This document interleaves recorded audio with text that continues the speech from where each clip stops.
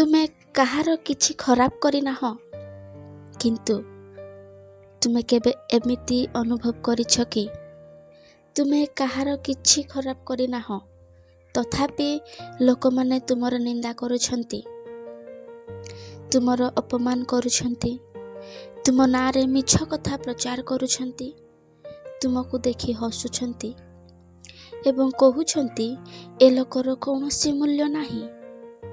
ହୁଏତ ଏସବୁ କଥା ଶୁଣି ତୁମେ ରାତିରେ କାନ୍ଦିଛ। ହୁଏତ ତୁମେ ଈଶ୍ୱରଙ୍କୁ ପଚାରିଛ, ପ୍ରଭୁ ମୋ ସହିତ ହିଁ ଏମିତି କାହିଁକି ହେଉଛି? କିନ୍ତୁ ଆଜି ମୁଁ ତୁମକୁ ଗୋଟିଏ ସତ୍ୟ କଥା କହିବାକୁ ଚାହେଁ। ଯେଉଁ ଲୋକମାନେ ଆଜି ତୁମକୁ ଅପମାନ କରୁଛନ୍ତି, ସେମାନଙ୍କ କଥା ତୁମର ଭବିଷ୍ୟତ ନିର୍ଣ୍ଣୟ କରିପାରିବ ନାହିଁ।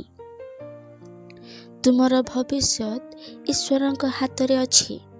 ବନ୍ଧୁ, ତୁମେ ଜାଣିଛ କି ବାଇବଲରେ ଏମିତି ଜଣେ ଲୋକ ଥିଲେ ଯାହାଙ୍କ ନିଜ ଲୋକମାନେ ତାଙ୍କୁ ଘୃଣା କରୁଥିଲେ। ତାଙ୍କ ନାମ ଥିଲା ଯୋସେଫ। ଯୋସେଫ କାହାର କ୍ଷତି କରିନଥିଲେ, ତଥାପି ତାଙ୍କ ନିଜ ଭାଇମାନେ ତାଙ୍କୁ ଈର୍ଷା କଲେ, ତାଙ୍କ ବିଷୟରେ ଖରାପ ଭାବିଲେ, ତାଙ୍କ ବିଷୟରେ ଖରାପ କଥା ପ୍ରଚାର କଲେ, ତାଙ୍କୁ ଅପମାନ କଲେ, ଏପରିକି ତାଙ୍କୁ ଦାସ ଭାବରେ ବିକ୍ରି କରିଦେଲେ। ଚିନ୍ତା କର, ନିଜ ଲୋକଙ୍କ ଠାରୁ ମିଳିଥିବା ଏହି ଯନ୍ତ୍ରଣା କେତେ ଯେ ବଡ଼ ତାହା ନିଜେ ହିଁ ଜାଣିପାରିବ। କିନ୍ତୁ ଯୋସେଫ ଗୋଟିଏ କାମ କଲେ। ସେ ଲୋକଙ୍କୁ ନୁହେଁ, ଈଶ୍ୱରଙ୍କୁ ବିଶ୍ୱାସ କଲେ ଏବଂ ଏମିତି ଏକ ସମୟ ଆସିଲା ଯେଉଁ ଲୋକମାନେ ତାଙ୍କୁ ଛୋଟ ଭାବିଥିଲେ, ସେହି ଲୋକମାନେ ଦିନେ ତାଙ୍କ ସାମ୍ନାରେ ମୁଣ୍ଡ ନୁଆଇଲେ। କାରଣ ମଣିଷ ଯାହାଙ୍କୁ ଅସ୍ୱୀକାର କରେ, ଈଶ୍ୱର ସେହି ଲୋକଙ୍କୁ ଉଠାଇ ପାରନ୍ତି।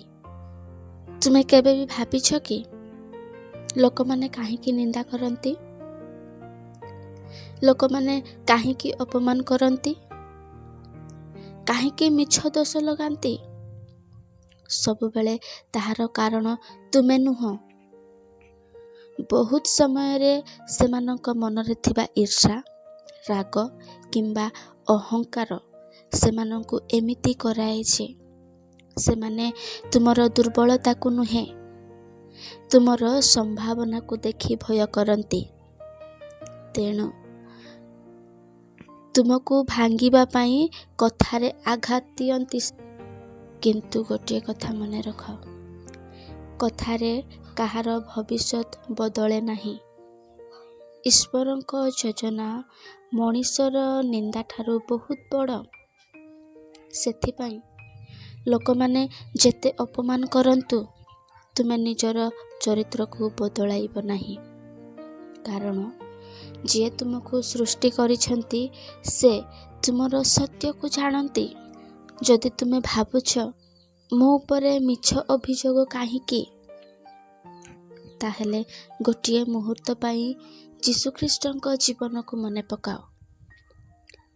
ସେ କାହାକୁ ଘୃଣା କରିନଥିଲେ। ସେ ଭୋକିଲା ଲୋକଙ୍କୁ ଖାଇବା ଦେଲେ, ରୋଗୀଙ୍କୁ ସୁସ୍ଥ କଲେ, ଦୁଃଖୀଙ୍କୁ ସାନ୍ତ୍ୱନା ଦେଲେ। ତଥାପି ଲୋକମାନେ ତାଙ୍କ ବିରୁଦ୍ଧରେ ମିଛ ସାକ୍ଷୀ ଦେଲେ, ତାଙ୍କୁ ଅପମାନ କଲେ, ମାଡ଼ ମାରିଲେ ଏବଂ କ୍ରୁଶରେ ଚଢ଼ାଇ ଦେଲେ। କିନ୍ତୁ ଯୀଶୁ କ'ଣ କହିଥିଲେ? ହେ ପିତା, ଏମାନଙ୍କୁ କ୍ଷମା କର, କାରଣ ଏମାନେ କ'ଣ କରୁଛନ୍ତି ତାହା ଜାଣନ୍ତି ନାହିଁ। ଏହା ହେଉଛି ପ୍ରକୃତ ଶକ୍ତି। ପ୍ରତିଶୋଧ ନୁହେଁ, ଏହା କ୍ଷମା। ଘୃଣା ନୁହେଁ, ଏହା ପ୍ରେମ ଅଟେ। ଯଦି ଆଜି କେହି ତୁମର ନିନ୍ଦା କରୁଛନ୍ତି, ତାହେଲେ ସେମାନଙ୍କ ପରି ହେଇଯାଉ ନାହିଁ। ଯୀଶୁଙ୍କୁ ଅନୁସରଣ କର।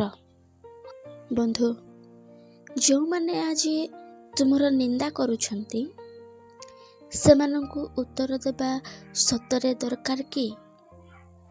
ନା, ତୁମର ଜୀବନ ହିଁ ସେମାନଙ୍କୁ ଉତ୍ତର ଦେବ। ମନେ ରଖ, ପଥରକୁ ଯେତେ ଘଷାଯାଏ ସେତେ ଅଧିକ ଚମକେ। ସେହିପରି ଆଜି ତୁମେ ଯେଉଁ ଅପମାନ ସହୁଛ, ସେହି କଷ୍ଟ ହୁଏତ ଈଶ୍ୱର ତୁମକୁ ଶକ୍ତିଶାଳୀ କରିବା ପାଇଁ ବ୍ୟବହାର କରୁଛନ୍ତି। କେହି ଯଦି ତୁମ ନାଁରେ ମିଛ କଥା କହୁଛି, ତୁମେ ସତ୍ୟ ଜୀବନ ବଞ୍ଚ। କେହି ଯଦି ତୁମକୁ ଘୃଣା କରୁଛି, ତୁମେ ପ୍ରେମ କର।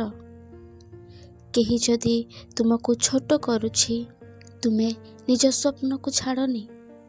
କାରଣ ଈଶ୍ୱର କେବେ ବି ତାଙ୍କ ସନ୍ତାନଙ୍କ ପରିଶ୍ରମକୁ ବ୍ୟର୍ଥ ହେବାକୁ ଦିଅନ୍ତି ନାହିଁ।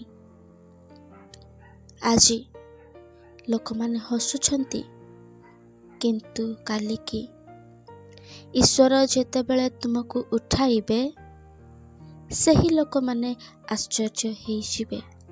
ଗାଲାତୀୟ 6 ଅଧ୍ୟାୟର 9 ପଦରେ ଲେଖାଯାଏ, ଭଲ କାମ କରିବାରେ କ୍ଳାନ୍ତ ହୁଅ ନାହିଁ, କାରଣ ଉପଯୁକ୍ତ ସମୟରେ ଆମେ ଫଳ ପାଇବା।